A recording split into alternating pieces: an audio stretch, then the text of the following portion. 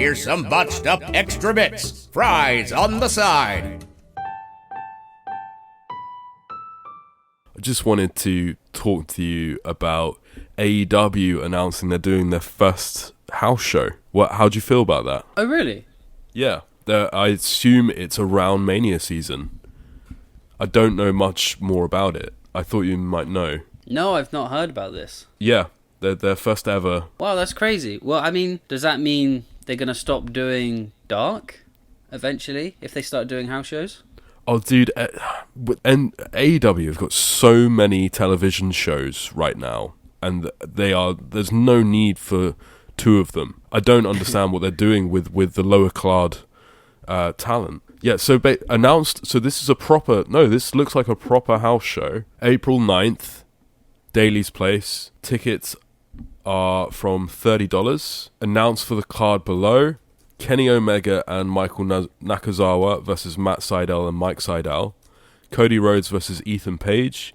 And the Young Bucks and Brandon Cutler versus Death Triangle. So they are marketing it as an actual house show with main event talent. Wow. So what's it called? Just a house show. AEW house show. Yeah. Wow, that's interesting. I wonder if they're doing that just because they're in Daly's Place and it's just easy for them to do, or whether they're going to just start doing that all the time. I would assume, there's no reason to do it right now if you're already producing that much content in the same building. So I was going to assume that this is either to capture the WrestleMania crowd that will be in town, or it's also serving as a prepper to see whether the house show routine works and to sort of just test it out a little bit. Because they said themselves that they were always going to promise that they weren't going to overwork the wrestlers like WWE. Yeah. That they were going to stick to one night a week, 2 nights on a pay-per-view week. Yeah. But if they started doing house shows, that's what, maybe 2-3 nights a week?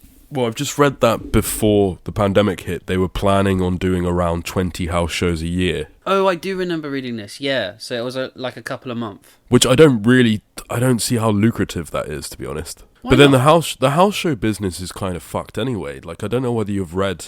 I don't think anyone's really making money out of those live shows anymore. It's all about TV and pay-per-view. That's what I was about to say. Apparently, when or subscriptions. Life is back to normal, WWE will not be doing loads of house shows like they did before in Bournemouth and Brighton and places like that. They're planning on doing like one or two house shows in major cities across the world, and that's it. Yeah, I think it just doesn't make enough money anymore. It's pointless. It's a real shame. I mean, they'll still come over to London to do the Raw and SmackDown, I guess. Yeah, just not Minehead.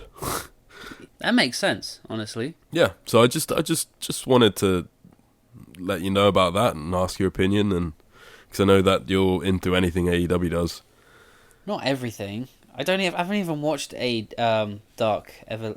I mean, that's Evolution. Elevation. Elevation. That's it. That's a proper house show main event though. Kenny Omega and Nakazawa yeah. versus the Sydal brothers. Yeah. But that's what I don't get, right? Like, why go watch that? If you're going to watch AEW, just buy a ticket to Dynamite taping. Seems as though it's in the exact same building, right? The night before or whatever, or 2 days later. I suppose if you're that much of an AEW mark, which is every AEW mark. But you got to think everyone that's currently going to Dynamite must be like just a hardcore AEW fan because it's right on your doorstep and you could just go every week. Yeah, like the few weirdos that went to Universal Studios every day to see AJ Styles. If I lived in Florida, I probably would have gone to the Impact Zone a few times. Yeah, same. We would probably be there every week. Yeah, honestly, we probably would have been. Let's be honest. There was one summer we went to a wrestling show in a ballroom every week. Yep. For 8 weeks or whatever. Joel Redman. Yeah, Joel Redman was our John Cena for a summer.